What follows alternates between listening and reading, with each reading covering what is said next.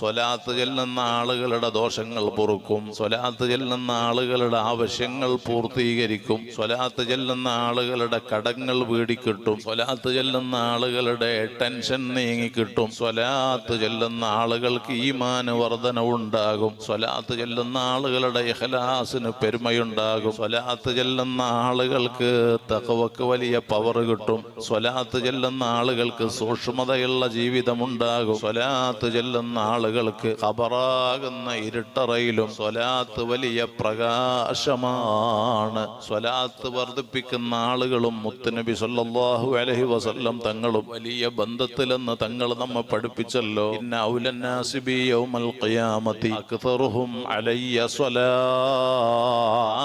സ്വലാത്ത് വർദ്ധിപ്പിക്കുന്നു അവരും തങ്ങളും വലിയ ബന്ധത്തിലാണ്, വലിയ സ്നേഹ